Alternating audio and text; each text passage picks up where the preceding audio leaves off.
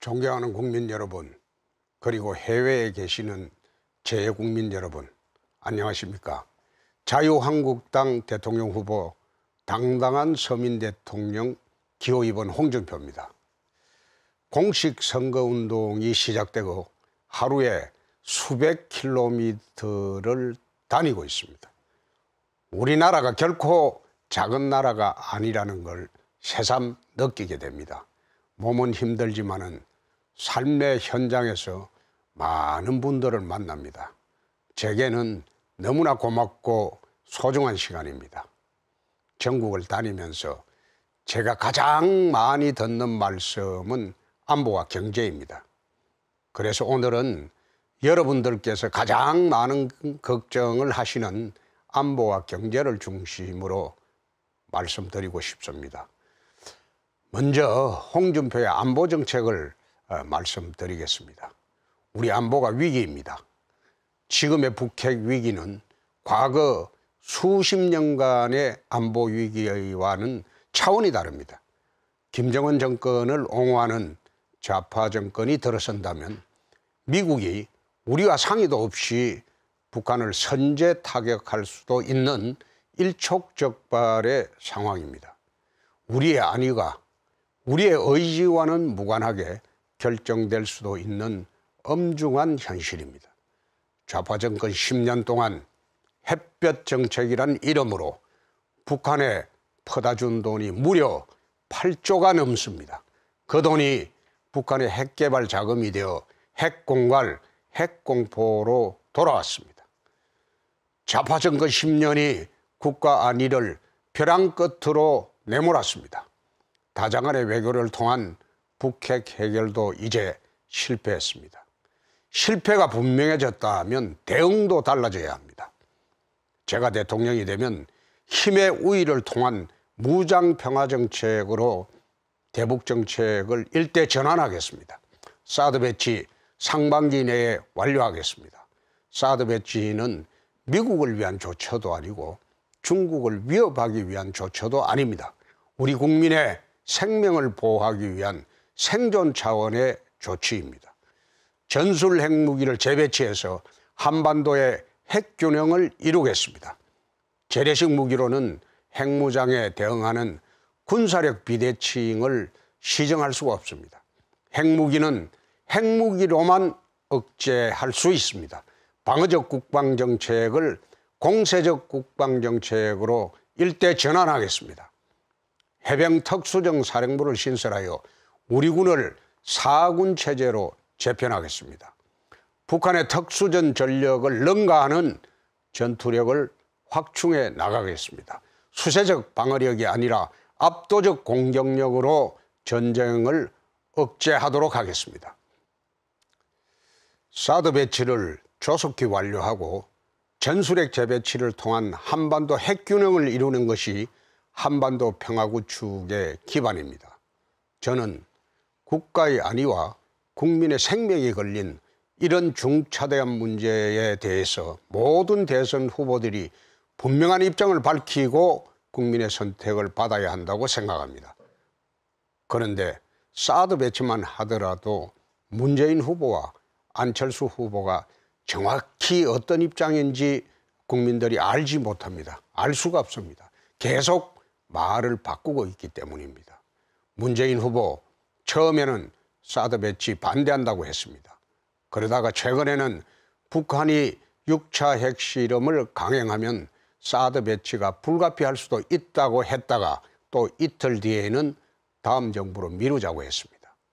안철수 후보 사드 배치는 국회 비준을 거쳐야 한다고 했고 국민의당은 당론으로 사드 배치를 반대했습니다.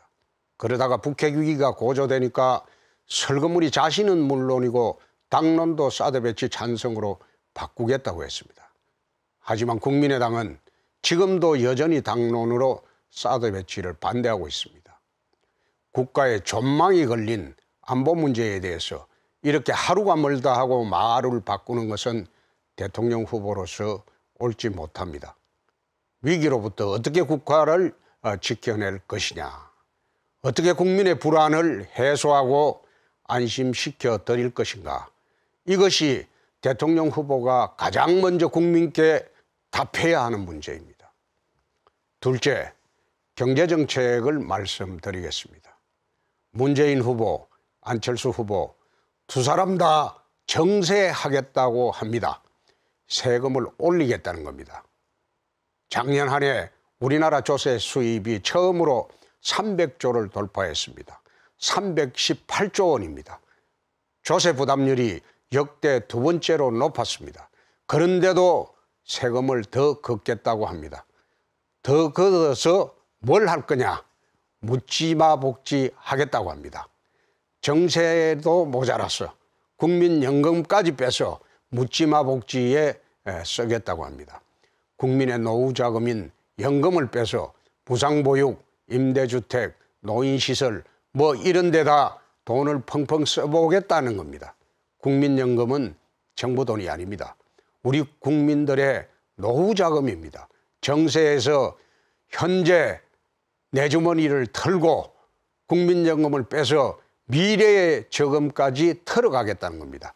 우리 국민들 그냥 앉아서 거지가 됩니다. 저는 4년 4개월 동안 경상남도를 경영했습니다. 재정점검단을 만들어서 허투루 쓰이는 예산 모두 다 잡아냈습니다. 전국 최초로 복지뉴스 특감을 해서 서민에게 가야 할 돈 중간에서 빼먹는 거 모두 잡아냈습니다. 공기업 구조조정을 하고 통폐합을 냈습니다. 경남개발공사, 도립 마산 의료원 전부 흑자로 전환을 했습니다. 세금 먹는 하마로 전락한 민자사업 다 뜯어고쳤습니다. 거가대료, 마창대교 전부 재구조화 성공했습니다. 3년 6개월 만에 1조 3,488억 원의 빚을 한 푼도 안 남기고 다 갚았습니다.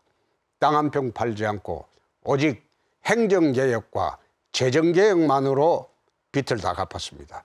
전국 시도 최초로 채무 제로를 달성했습니다. 그렇게 만든 재정 여유로 서민 복지를 확대했습니다. 전국 시도의 복지 예산 비율이 평균 31.2%인데 반해 경상남도의 복지 예산 비율은 37.9%나 됩니다. 정세 없는 복지가 가능하다는 것을 제가 보여주었습니다. 단연코 말씀드리건대 정세는 필요 없습니다. 국민연금은 절대로 한 푼도 건드리지 않겠습니다. 국민의 노후 자금인 국민연금은 함부로 뺏어지 못하도록 아예 대못을 박아놓겠습니다. 일자리 정책도 마찬가지입니다. 문재인 후보 공공부문 일자리 81만 개 창출하겠다고 합니다. 안철수 후보 공공부문에 직무형 정규직 도입하겠다고 그렇게 말합니다. 한마디로 공무원 숫자 늘려서 일자리 문제 해결하겠다는 겁니다. 참으로 어이가 없는 공약입니다. 지금 세계 경제의 핵심이 4차 산업혁명입니다. 병원 진료도 의사가 아니라 인공지능이 하는 그런 시대입니다. 우리나라에도 이미 인공지능 왓슨이 진료를 시작했습니다. 무슨 수로 공무원 숫자를 늘립니까? 인공지능을 가장 쉽게 가장 먼저 적용할 수 있는 것이 일반 관리 행정입니다. 지금 규모를 유지하기도 지금 어렵습니다. 4차 산업혁명을 경제 분야 핵심 공약이라고 하면서 일자리 정책은 농경시대 공약을 하고 있습니다. 그것뿐입니까? 문재인 후보 개성공단을 2천만 평으로 확장을 해서 청년 일자리 해결하겠다고 합니다. 창원 국가산단의 3배나 되는 공단을 북한에 만들어서 우리 기업을 다 이전시키면 그게 북한의 젊은 청년 일자리 만들어주는 것이지 우리 젊은이들 새로운 일자리가 단 한 개라도 생겨납니까?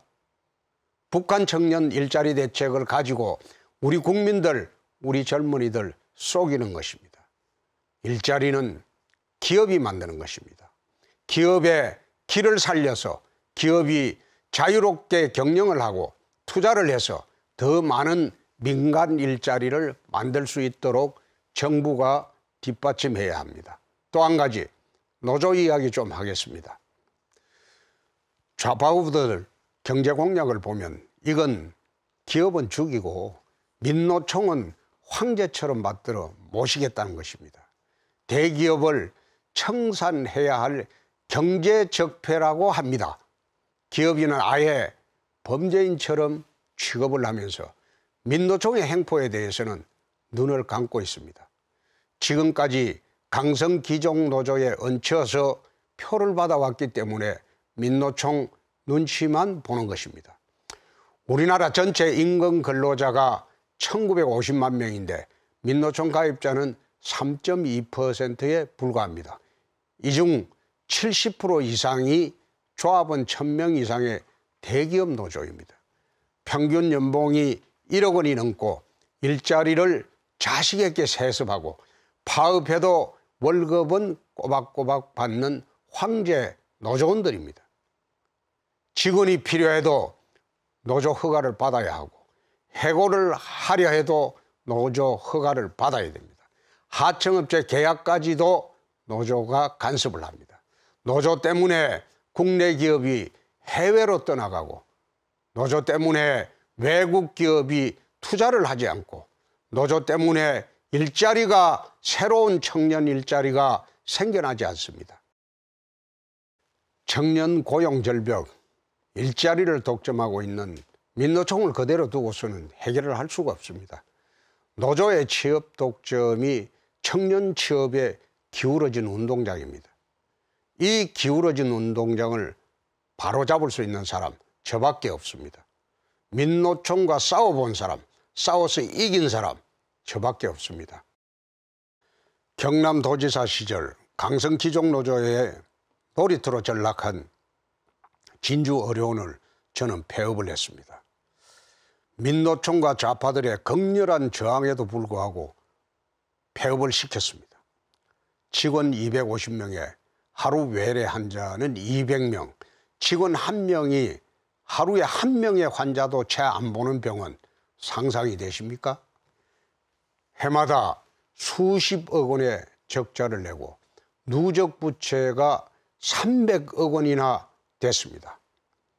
단체 협약에 고용 세습을 명문화해놓고 현원이 정원이라는 말도 안 되는 조항까지 넣어서 노조들 마음대로 직원을 늘렸습니다.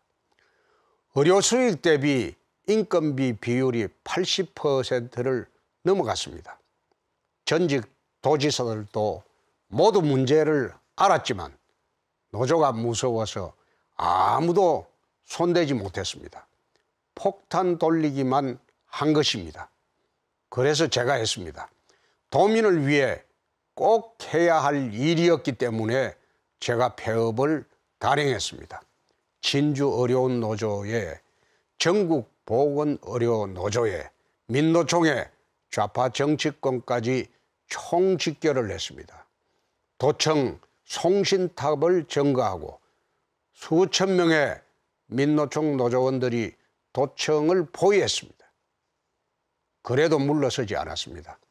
옳은 일이었기 때문에 물러서지 않았고 마침내 이겼습니다.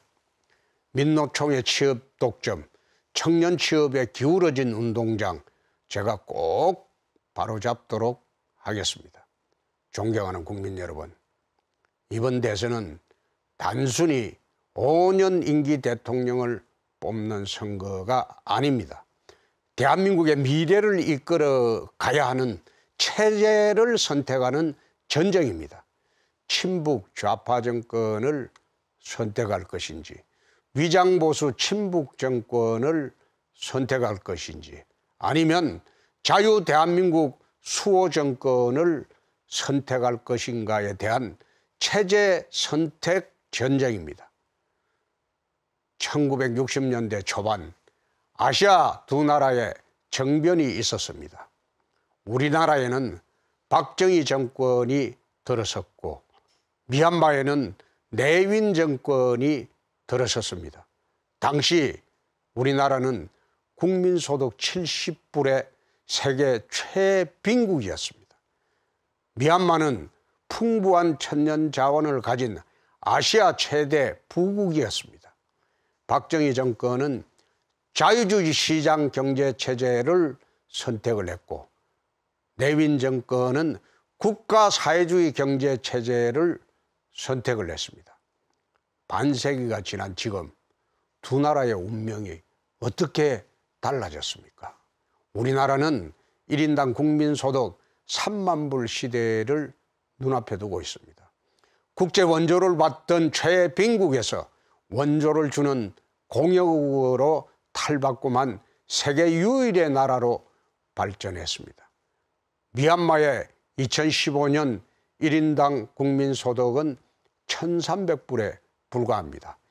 유엔이 지정한 세계 최빈국입니다.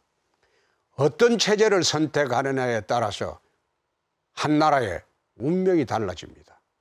5월 9일 친북 좌파 정권, 위장보수 친북 정권이 집권을 하면 지난 수십 년간 우리나라가 자랑스럽게 만들어 온 그 역사가 무너집니다. 대한민국의 미래가 무너집니다. 존경하는 국민 여러분, 어제 저는 TV 토론에서 다른 후보들에게 질문을 해봤습니다. 당신은 좌파입니까? 우파입니까? 그것은 정체성에 대한 질문입니다. 저는 국가관을 물었고 안보관을 물었고 경제관을 물었습니다.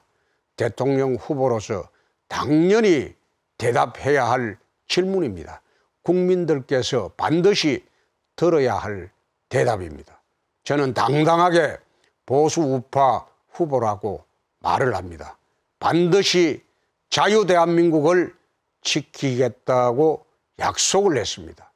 문재인 후보, 안철수 후보, 자신이 좌파 후보라고 절대 말하지 않습니다. 우파 후보라고도 말하지 않습니다. 내가 어떤 후보인지 자신의 정체성조차 대답하지 못하면서 표만 달라고 합니다. 국민을 속이는 것입니다. 정직하지 않습니다. 옳지 않습니다. 대통령이 되면 북한에 먼저 가겠다고 하고 대기업은 청산해야 할 경제 적폐라고 하면서 무조건 강성기조 노조만 편드는 문재인 후보, 저는 좌파라고 생각합니다. 사드 배치를 당론으로 반대하는 국민의당 안철수 후보, 그걸 숨기려고 벽보에 당명도 표시하지 않는 후보, 저는 좌파 정당의 좌파 후보라고 생각합니다. 저 홍준표는 당당하게 보수 우파 후보입니다. 보수의 가치, 보수의 정신, 보수의 헌신 모두 지켜내겠습니다. 북핵의 위협으로부터 자유 대한민국을 반드시 지키겠습니다. 극소수 강성기종 노조의 횡포로부터 한국 사회의 정의를 지켜내겠습니다. 대기업 노조의 파업 때문에 월급도 못 받고 한숨 쉬는 협력업체, 하청업체 근로자의 권리 제가 지키겠습니다. 청년 취업을 가로막고 있는 민노총의 행포 제가 바로 잡겠습니다. 우리는 기울어진 운동장에서 뛰고 있습니다. 언론도 여론조사 기관도 일방적으로 저쪽 편만 들고 있습니다. 그러나 국민들의 실제 민심은 완전히 다르다고 저는 자신합니다. 저들이 아무리 국민을 속이고 거짓말하려고 해도 국민들은 알고 있습니다. 제가 이깁니다. 이기려고 하는 사람이 지키려고 하는 사람을 이깁니다. 우리가 뭉치면 이깁니다. 자유 대한민국을 지키는 힘, 기호 2번 자유한국당 대통령 후보 저 홍준표에게 힘을 모아 주십시오. 우리가 이깁니다. 경청해 주셔서 감사합니다. 고맙습니다.